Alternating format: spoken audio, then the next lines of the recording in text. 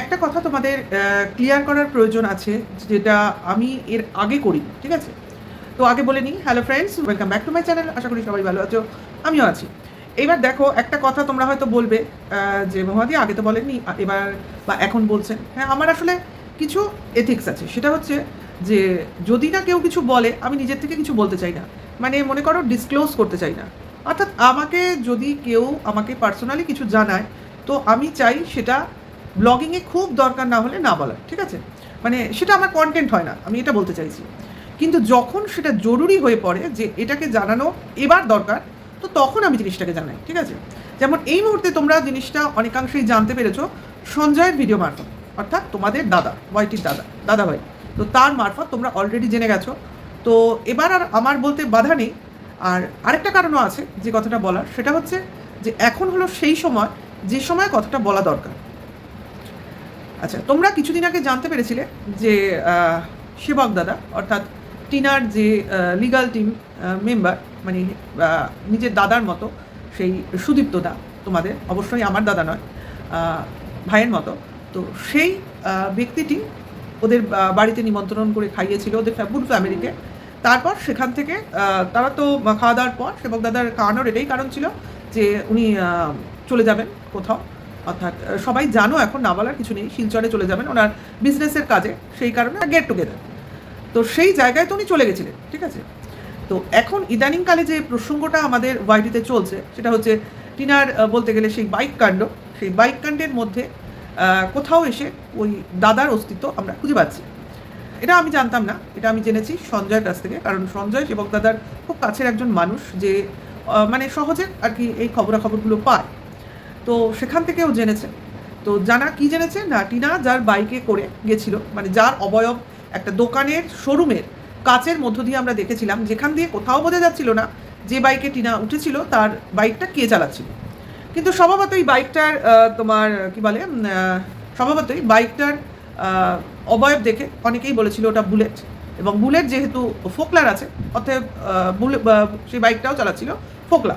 অর্থাৎ টিনার কথা যে আমি ফোকলাকেও চাই না, ফোকলার সঙ্গে কোনো যোগাযোগ নেই, কাজেই ফোকলাকে কোনো সময়ই টিনা কাছছাড়া করেনি, অর্থাৎ ফোকলার সঙ্গে সবসময়ই যোগাযোগ ছিল, যেটা কিনা টিনা এতদিন মিথ্যার মাধ্যমে সবার কাছে জাহির করছিল।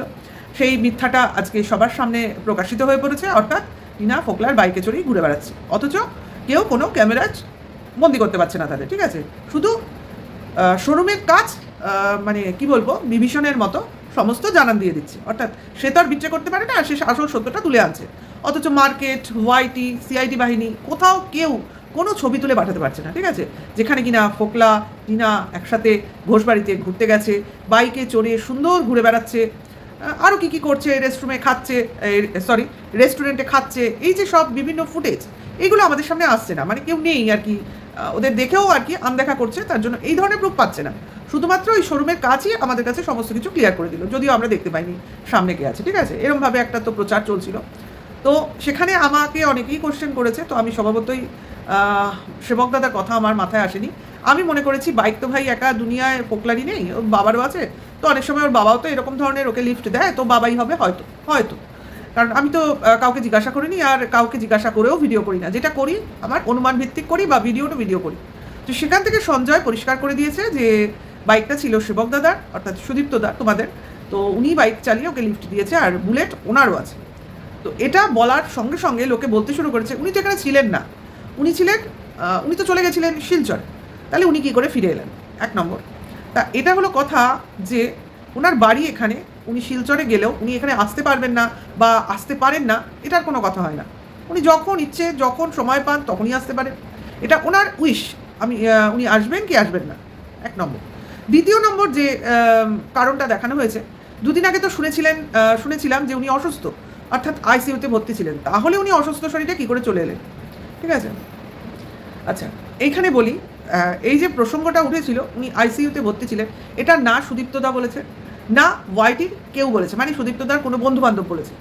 এটা কারা বলেছে? এটা বলেছে ওয়াইটিতে যারা টিনার অপোনেন্টের কন্ট্রোভার্সি ক্রিয়েটার আছে তারা, অর্থাৎ তাদের মুখ দিয়ে এইসব খবরগুলো বেরিয়েছে।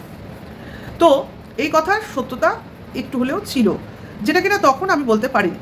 হ্যাঁ, উনি ওখানে গিয়ে একটু অসুস্থ হয়ে পড়েছিলেন এবং তার জন্য উনি হসপিটালাইজড ছিলেন, ঠিক আছে? এবার ওটা মোটেও আইসিইউ ছিল না। আইসিইউ হলে কেউ তাকে কোনোভাবেই দেখতে পেত না। আইসিইউ তো এমন একটা জায়গা যেখানে সাধারণ লোক ঢুকতে পারে না, তাই না? তো এমনি সাধারণভাবে উনি অসুস্থ হয়েছিলেন,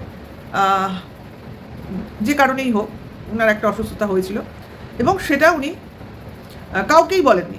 যে কাউকে বললে তবে না আমরা জানবো, সেরকম কাউকেই বলেননি। তার জন্যেই আমরা কেউ জানতাম না, ঠিক আছে? এইবার ওখানে সত্যি করেই একজন কেউ ছিল, কোনো ভিউয়ার্স, যিনি কিনা ওনাকে আইডেন্টিফাই করতে পেরেছিলেন, এবং উনি হয়তো সেই অপোনেন্টের ভিউয়ার্স যাদের কমেন্টস বক্সে বা যাদের আলাদা করে উনি খবরটা দিয়েছিলেন, এবং ওনার মাধ্যমে এই খবরটা ডিসক্লোজ হয়েছিল। তো সেইভাবেই খবরটা ছড়িয়ে পড়েছিল। কিন্তু যেহেতু আমরা জানতাম না, সত্যিই আমরা জানতাম না তখন, তারপরে ওদের মুখে শুনেও বিশ্বাস করিনি, কারণ কথার তো কোনো সত্যতা নেই, আমরা না জানলে কী করে বলবো জানি। পরে জেনেছিলাম যে না, এরকম একটা ব্যাপার হয়েছিল, কিন্তু সেটা সেরকমও মারাত্মক ছিল না, ঠিক আছে? আর সবথেকে মজার কথা হলো, এই অসুস্থ হওয়ার জন্যই উনি এখানে ফিরে এসেছিলেন, ঠিক আছে?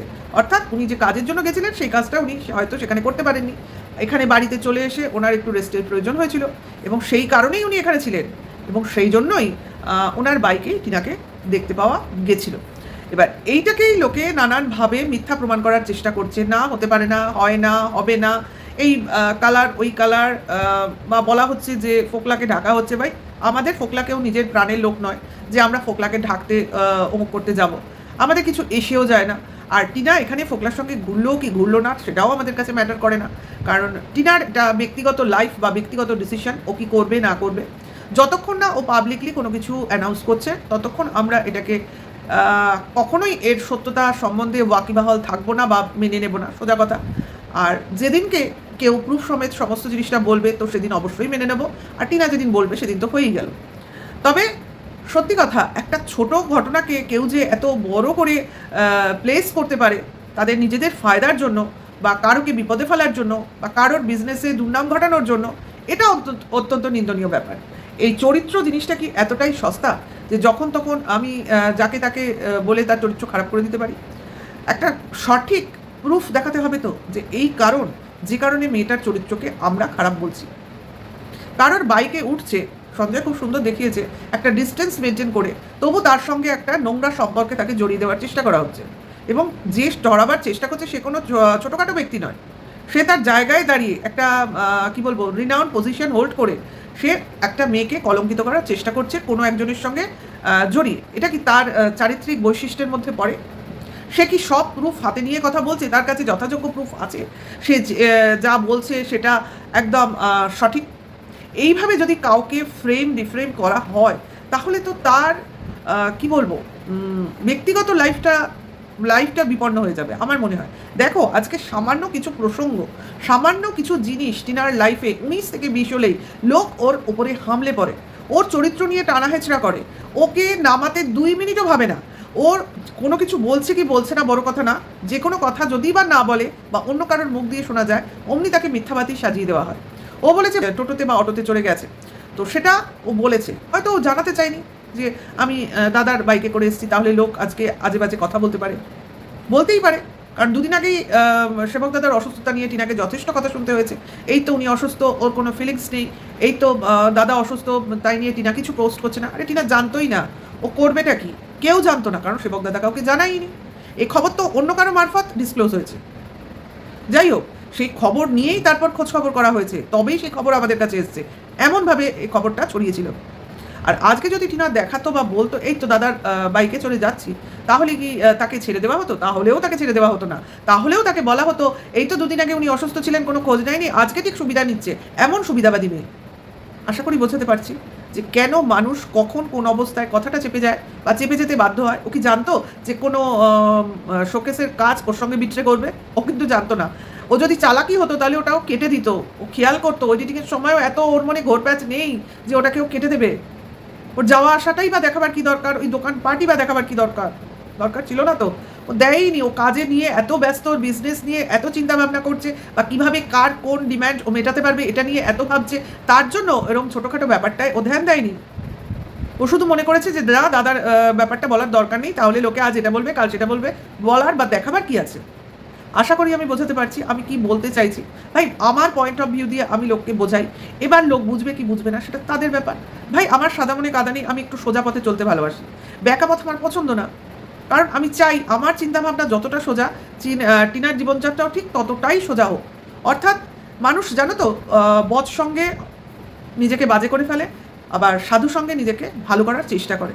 তো সেরকমই আমি চেষ্টা করব ভালো কথা বলে, ভালো মানে চিন্তাভাবনা দিয়ে যদি কাউকে দেখানো, শোনানো, বোঝানো যায়, তো সে নিশ্চয়ই তার ভুলগুলোকে শুধরে নেবে এবং সঠিক পথে চলবে এবং জীবনটাকে সঠিক খাতে বইয়ে দেবে। হতেই পারে মানুষের সিদ্ধান্ত ভুল, ওর মাথা কি এমন বয়স বলো তো? এই তো আমার মেয়েকে আমি দেখছি, একটা 22 বছরের মেয়ে, কোনো বুদ্ধিশুদ্ধিই নেই। এই বয়সে একটা মেয়ের বিয়ে দিলে সংসার করে কি করে? অতটা পাকাপোক্ত বুদ্ধি নিয়ে সংসার করবে কি করে? হ্যাঁ, অনেকেই বলবে আমাদের ওই বয়সে বিয়ে হয়ে গেছে। আরে যাদের হয়েছে তারা জন্মগত পাকা। কিছু মেয়ে আছে কাঁচা থাকে তাদের ব্রেন, মানে তাদের মাথা অত সাংসারিক বদবুদ্ধিতে কাটে না। তারা শুধু, আমার মেয়েকেই আমি যেটা দেখি, শুধু পড়াশোনা করবো ওই ব্যাপারে সিরিয়াস, দেন বাদ বাকি যা যা আছে সব মাজারে। আমি শুধু বায়না করব, আমার এটা চাই, আমি এটা খাবো, আমি এটা পরবো, ব্যাস হয়ে গেল, শেষ। ওর সাংসারিক কোনো ঝামেলা ঝঞ্ঝাটে মাথা গলাতেই চায় না। তাহলে যে দেখছি যখন নিজের ঘরে এরকম আছে, তো আমি কেন বাইরের মেয়েকে দোষ দেবো রে ভাই? আজকে এতটা চিকেন খাওয়া নিয়ে লোক বলছে যে ওই পরিমাণ চিকেন কেউ খেতে পারে। আরে আমার নিজের ঘরে আমি দেখছি আমার মেয়েকে, সে একা মানুষ, আমরা জানিও খেতে ভালোবাসে, কিন্তু বেশি করে সব জিনিসের অর্ডার দেওয়া হয় কেন জানো? একবেলা খেলে তার হয় না, সকালে খাবো, দুপুরে খাবো, বিকেলে খাবো, থাকলে পরদিনও খাবো, এরকম ব্যাপার। তাহলে সেখানে এতটা জিনিস ও একা খাবে এরকম কেউ বলে? খাওয়া নিয়ে কেউ কথা বলে একটা অল্প বয়সী ছেলে মেয়েদের? হ্যাঁ, ও যদি একটা বয়স্ক হতো, বৃদ্ধ হতো, 50 কেউ হতো, তাহলে তাকে নিয়ে বলা যেত। অথবা ওর যদি শরীরে কোনো রোগ থাকতো যে তার খাওয়াটা বারণ, এইসব বারণ, তাহলে তাকে নিয়ে বলা যেত। হ্যাঁ, কি নিয়ে বলা যায় যে রোজ বাইরের খাবার খাস না রে, তাহলে তোর শরীরটা টিকবে না, এটা নিয়ে বলা যায়। অত শত কম বেশি পরিমাণ আমরা ছোট থেকে শিখেছি জানো, কারো খাওয়া নিয়ে বলতে নেই। যে কেউ একটু বেশি খেলো সেটা নিয়ে যেমন বলতে নেই, কিছু কম খেলো সেটা নিয়েও বলতে নেই। খাওয়াটা তার মর্জি, আমি কোনোদিনও কাউকে জোর করি না বা বেশি খেলেও তাকে বারণ করি না, যতটা পারবে ততটাই তো খাবে। হ্যাঁ, এমন নয় যে পরের পর খেয়ে যাচ্ছি, তারপর বদহজম হচ্ছে, তখন গিয়ে কোনো না কোনো সময় তার কাছের লোক ঠিকই বাধা দেবে। আমরা দূর থেকে তো সব জিনিস জানবো বুঝবো না, আশা করি বোঝাতে পারছি। আরে ভাই একটু তো চিন্তা করো, যাকে নিয়ে বলছো সেও কোনো বাড়ির মেয়ে, তারও বাবা মা আছে, অ্যাটলিস্ট ও তো একটা ঝামেলা ঝঞ্ঝাটের মধ্যে দিয়ে গেছে, ওর লাইফটাকে ও সোজা পথে আনার চেষ্টা করছে 1 বছর ধরে, কিন্তু কোনোভাবেই আনতে সঠিক ওয়েতে পারছে না, কিন্তু চেষ্টা চালিয়ে যাচ্ছে। তার মধ্যে যদি ওর কাছের লোক, যারা ওকে কাছের বলে দাবি করতো, ওর কাছের বলে দাবি করতো, তারাই যদি ওর থেকে মুখ ফিরিয়ে নেয়, ও যদি জিনিসটাকে খেয়াল করে, আমি জানি না ও কী করে, তো তাহলে ওর মানসিক অবস্থা কতটা ভালো থাকতে পারে আমার জানা নেই, ওর কতটা কি ওর মানসিক স্থিতাবস্থা। তো তবে আমি যেটুকু বুঝেছি, কাউকে তো সেভাবে মানে কি বলবো, কন্ট্রোভার্সিটা হিসেবেও দেখে না। এখন কেউ যদি ওকে পার্সোনালি বা ওর কাস্টমার হয়ে কিছু বলছে, যেমন এই লাইভের কিছু কথাবার্তা ও পড়ে বা দেখে, সেইটা ঠিক আছে, কিন্তু বাদ বাকি অন্য কোনো জায়গায় কিন্তু কারোর সাথেই ও যোগাযোগ করে না। এই যে লাইভেও ওকে অত্যন্ত বাজে বাজে কমেন্টসও করা হয়, লাইভে ওকে কন্ট্রোভার্সিয়াল কমেন্টস করা হয়, কিন্তু তোমরা দেখেছো তো কত ট্যাক্টফুলি ও জিনিসগুলোকে ইগনোর করে বেরিয়ে যায়। ওর চোখে কি পড়ে না? নিশ্চয়ই পড়ে, কিন্তু ওগুলো ও পড়ে না বা আমাদের পড়ে বলে না, ঠিক আছে? এটাই ওর বিশেষ একটা গুণ। আশা করি এটুকুই বলে ভিডিওটা শেষ করব, তোমরা বুঝবে আমাকে এবং টিনাকেও বুঝবে। ভুল বোঝো না, কারণ মানুষ ভুল করে, আবার নিজেকে শুধরে নেয়, আবার ঠিক ওয়েতে নিজেকে ঢালে বা নিজের মতো চলে, বা তোমাদের মতো করেও হয়তো কিছু কিছু জিনিস ও মেনে নেয়, অনেক সময়ই নেয়। তবে আমি বলবো ওর ও যতটা মেন্টালি ডিস্টার্ব আছে, সেখানে ওর ছোটোখাটো দোষগুলোকে এত বড় করে দেখো না। বিশেষ করে ওর ফ্ল্যাটে কেউ আছে ভাবাটা অত্যন্ত ভুল কাজ, এই জিনিসটাও করবে না, কারণ আর বদনামের ভাগীও হবে না, এইটুকু শিওর। চরিত্র কারোর কাছে এত সহজ নয় যে ও নিজেকে ইজিলি কারোর কাছে বিকিয়ে দেবে, কারণ পয়সারও দরকার নেই, ও নিজে রোজগারে, সেখানেও কিসের জন্য কারোকে এতটা তোল্লাই দিতে যাবে? তোমাদের কেন মনে হচ্ছে কারোর কাছ থেকে হেল্প নেওয়া, কারোর কাছ থেকে সুযোগ সুবিধা নেওয়া, নিজের দাদার কাছ থেকে বা দাদার মতো সেবক দাদার মতো লোকের কাছ থেকে, সেটা তো অন্যায় নয়। সেখানে ওই সেবক দাদার বউও জড়িত রয়েছে, তিনিও যথেষ্ট টিনাকে হেল্প করে, প্লাস ওর তো এখন অ্যাপয়েন্ট করেছে একজন ওর কর্মচারী হিসেবে সেক্রেটারিকে, সে যেই হোক না কেন, তাকে তো আমরা দেখিনি, চিনি না, জানি না, তো তাকে একটা ইমাজিন করে তার সম্বন্ধে নানান কল্পনা জল্পনা করে ফেলবো। ভাই এটা আমি প্রথম দিনই বলেছিলাম, টিনা যখন বললো এই শুরু হয়ে যাবে, তো বলতে শুধু দেরি, কন্ট্রোভার্সি স্টার্ট হয়ে গেল, কারণ পেয়ে গেলাম, এবার এটাকে পুরো ঘাঁটিয়ে করে দেবো, এরকম একটা ব্যাপার। যাই হোক, ভিডিওটা এখানে শেষ করি। নেক্সট ভিডিও খুব তাড়াতাড়ি আবার তোমাদের সামনে আসবো। এখনকার জন্য এইটুকু। Tata, by.